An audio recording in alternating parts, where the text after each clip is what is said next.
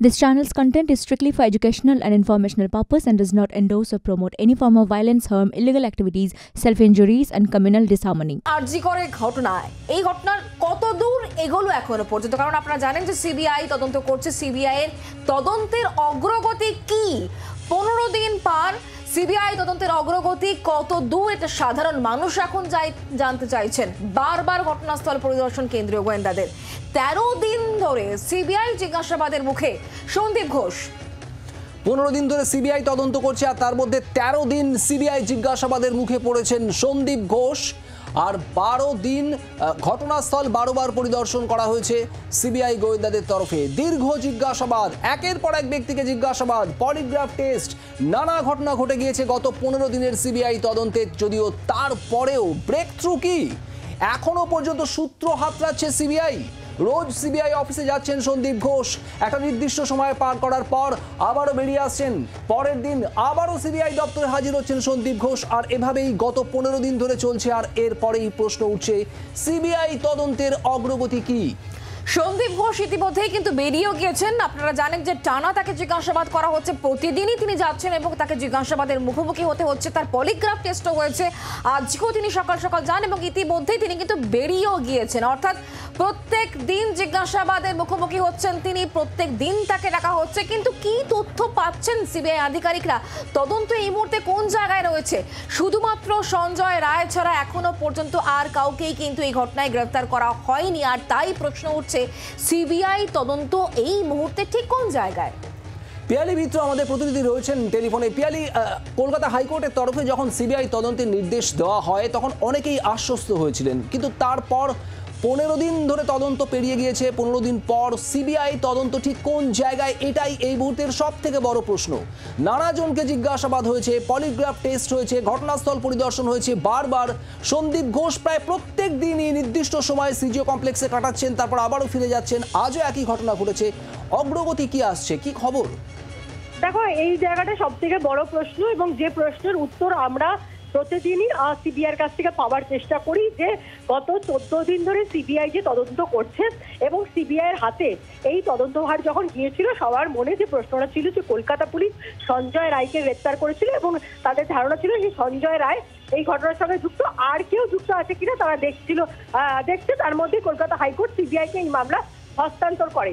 এবং এখন যে প্রশ্নটা উঠছে যে সিবিআইকে এই মামলা হস্তান্তর করা 14 দিনেরও বেশি পার হয়ে গেছে, এখনো পর্যন্ত কিন্তু এই ঘটনায় সঞ্জয় রায় ছাড়া আর কেউ জড়িত আছে কিনা, ডাইরেক্টলি বা ইনডাইরেক্টলি যদি সঞ্জয় রায় ছাড়া অন্য কেউ কনস্পিরেসির পার্টও হয়ে থাকে, তাহলে তারা কে বা কারা, সেই রকম কিছু সিবিআই পেয়েছে কিনা। ডিএনএ টেস্ট এবং তার সঙ্গে সঙ্গে ফরেন্সিকের যে রিপোর্ট, সেটা ইতিমধ্যেই সিবিআই পেয়েছে। ডিএনএ টেস্ট থেকে এটা অন্তত স্পষ্ট হওয়ার কথা যে সেই রাতে ওখানে যে নমুনা পাওয়া গিয়েছিল এবং নির্যাতিতার শরীর থেকে যে নমুনা সংগ্রহ করা হয়েছিল, তার সঙ্গে সঞ্জয় রায়ের ডিএনএ মিলে গেছে কিনা। এই সমস্ত প্রশ্নের উত্তর কিন্তু আমরা সিবিআই সূত্র থেকে পাচ্ছি না। এবং যেটা নিয়ে ইতিমধ্যে রাজনৈতিক দলগুলো প্রশ্ন তুলছে যে মূল যে তদন্ত বা মূল যে অভিযোগ ধর্ষণ এবং খুনের মামলা, সেই মামলা থেকে গোটা বিষয়টা আবর্ত হচ্ছে রোজ সন্দীপ রায়কে ডাকা, সন্দীপ ঘোষকে ডাকা, পুলিশ কর্মীদের ডাকা। এবং আমরা দেখছি প্রত্যেকদিন ওসি টালা বা আরজি করে যিনি ওসি রয়েছে তারা আসছেন। কিন্তু যে জায়গায় প্রশ্নগুলো যে এই ঘটনার সঙ্গে সঞ্জয় রায় ছাড়া আর কেউ যুক্ত কিনা এবং এই ঘটনায় যদি অন্য কেউ যুক্ত থেকে থাকে তাহলে তারা কারা, এই প্রশ্নের কি অগ্রগতি হয়েছে, কোন রকম নতুন তথ্য তারা পেয়েছে কিনা, নাকি কলকাতা পুলিশ যে জায়গায় তদন্ত শেষ করেছে তাদের তদন্ত উঠে আসছে সেই সমস্ত তথ্য, সেই বিষয় কিন্তু এখনো পর্যন্ত সিবিআই সূত্র থেকে কোনো কিছু স্পষ্ট করা হচ্ছে না। আজকে নতুন করে আরো 2 জনের পলিগ্রাফ টেস্ট হয়েছে, সব মিলিয়ে এখনো পর্যন্ত মোট 10 জনের পলিগ্রাফ টেস্ট হয়েছে বলে আমরা জানতে পারছি। সিবিআই তরফ থেকে ইতিমধ্যেই একটা স্ট্যাটাস রিপোর্ট সুপ্রিম কোর্টে জমা দেওয়া হয়েছে, কিন্তু মামলার যে তদন্তের যে অগ্রগতি কি হলো সেই বিষয় কিন্তু এখনো পর্যন্ত সিবিআই কাছ থেকে কোনো কিছু স্পষ্ট উত্তর পাওয়া যাচ্ছে না। অর্থাৎ একেবারেই মুখে কুলুপ বলা যায় সিবিআই তদন্তকারী আধিকারিকদের। পিয়ালি, ধন্যবাদ। সিবিআই আধিকারিকরা তদন্ত করছেন, 15 দিন ধরে তদন্ত চলছে এবং একাধিক বিষয় ধরে তদন্ত করছেন সিবিআই আধিকারিকরা। যদিও তারপরেও কি ব্রেক থ্রু, কি যোগসূত্র মিলছে, কি তথ্য মিলছে সে বিষয়ে এখনো পর্যন্ত স্পষ্ট নয়।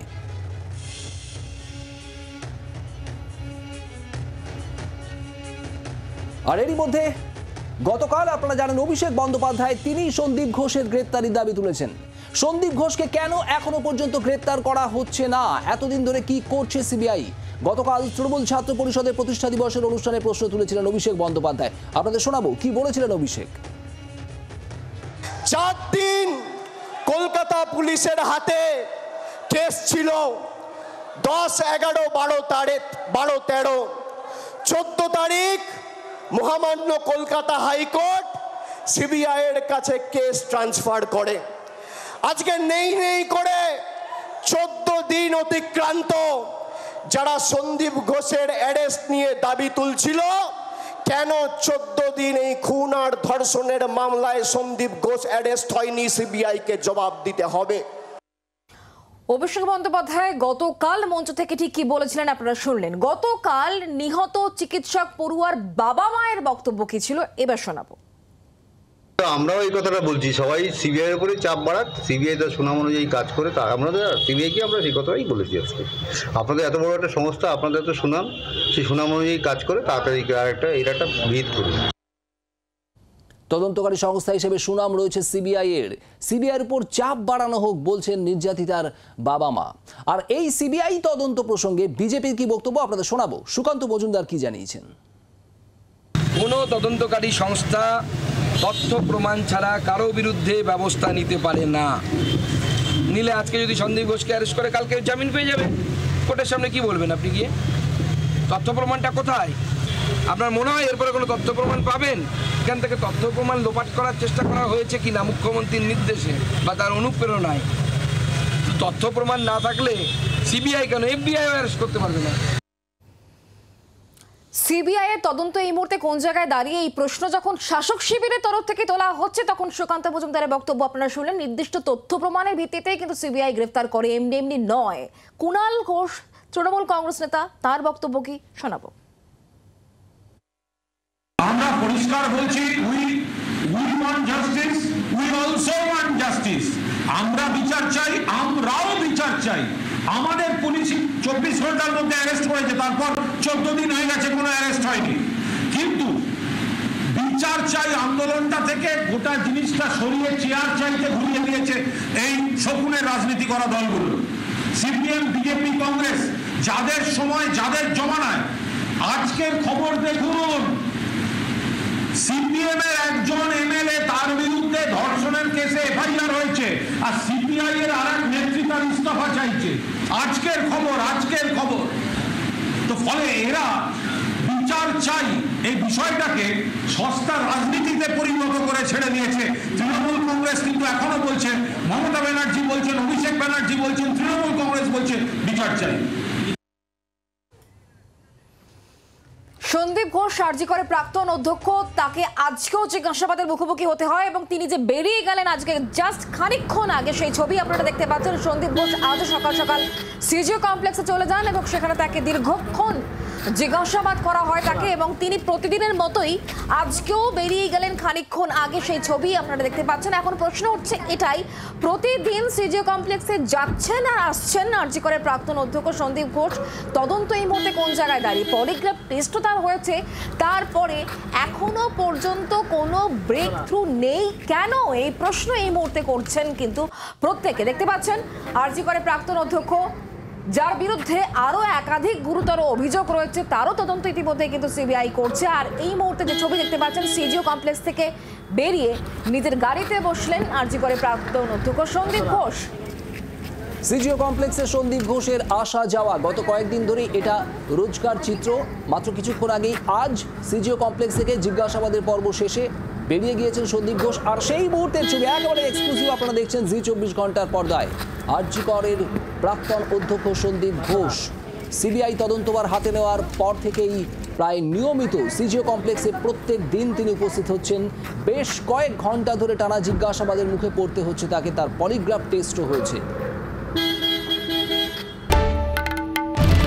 বাংলার আওয়াজ, বাঙালির আবেগ, জি 24 ঘন্টা।